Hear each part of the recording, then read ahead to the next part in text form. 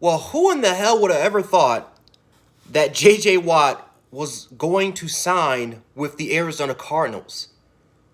We talk about J.J. Watt of potentially going to the Buffalo Bills, of potentially going to the Tennessee Titans or the Cleveland Browns, or back home and going back to Green Bay, Wisconsin.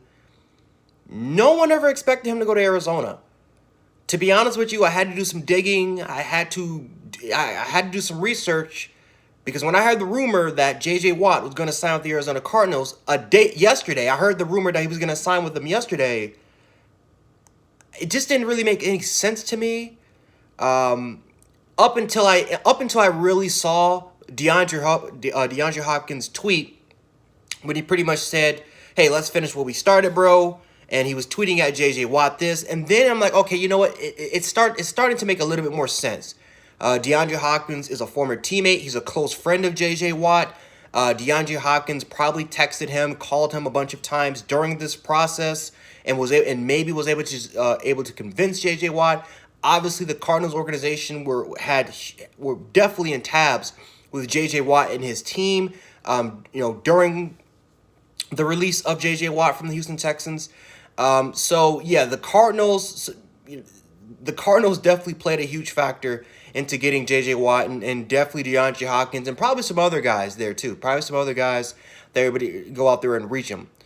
Um, for J.J. Watt though, how is this going to help his career? That's really the question, and that's really the thing that I think a lot of not a lot of Buffalo Bills fans. That's the Bama in me. A lot of Buffalo Bills fans, a lot of Browns fans, a lot of Packers fans included, because again, he's from Wisconsin, and you're talking about a hometown hero on a championship caliber team where not only did the scheme kind of fit you, but again, the home environment it's with him as well. A blue collar, hardworking type of guy, a guy that breeds Wisconsin.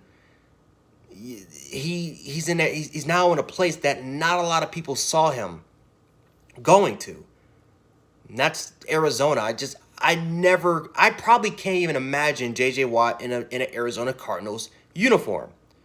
Even seeing him in a shirt with that during that Twitter pic, I'm just like, this shit is weird.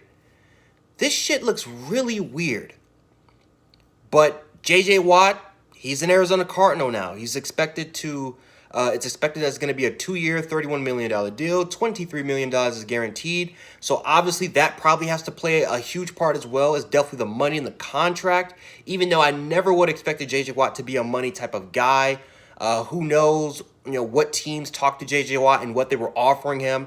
I know my Buffalo Bills, they don't have a lot of cap, so maybe they offered him maybe a little bit more of a smaller deal, but probably a deal that's a little bit more manageable. At this point, a lot of people believe that J.J. Watt should just settle for a championship. He said, J.J. Watt, he's made a lot of money over his NFL career. He's an NFL future first ballot Hall of Famer. He's one of the greatest pass rushers and one of the greatest defensive linemen of all time.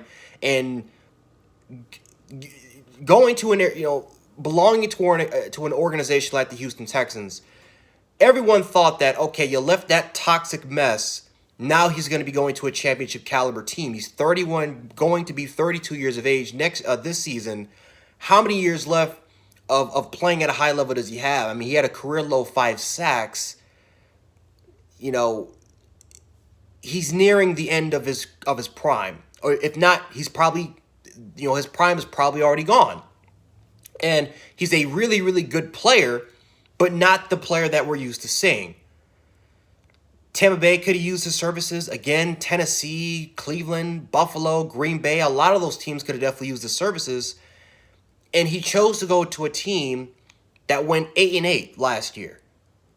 That just doesn't really make that much sense to me. Hassan Riddick is gone. He's most likely going to be a free agent. Marcus Golden is most likely going to be a free agent. You got Chandler Jones, and J.J. Watt playing right next to Chandler Jones is going to be great. But however, Chandler Jones is also in a similar boat, where he's 31 years of age, and again he wasn't healthy last year. He dealt with a lot of nagging injuries.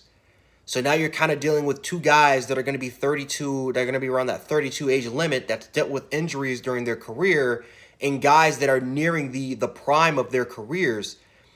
And there really wasn't anything maybe significant signifying that Arizona was going to take the next step and beat out teams like LA and the Seattle Seahawks. It's just a weird signing. It's not particularly a bad signing, but it's just a weird signing because no one saw this coming. I didn't see this coming. A lot of you guys didn't see this coming. Arizona Cardinals fans, I know you guys definitely didn't see this coming. I guess, if you're a Cardinals fan, I guess you got to be ecstatic with getting a player like J.J. Watt. However, if you're some of the other fan bases, including people like me, that's a Buffalo Bills fan, that getting a guy like J.J. Watt could really be beneficial for the team, especially if becoming a championship contender, right? If you're a Titans fan, a Browns fan, a Packers fan, a Buccaneers fan or whatever, you just got to be scratching your head and wondering, why Arizona? Why didn't he just come here where you can automatically be competing for championships and you're going to a place that just doesn't really fit you? It's really the question, though. But let me know how you guys feel about this. I'm weird. I'm definitely feeling weird about it. I talked to my friends, and they kind of feel weird about it. Let me know how you guys feel about this signing, and we can definitely talk about that in the comment section.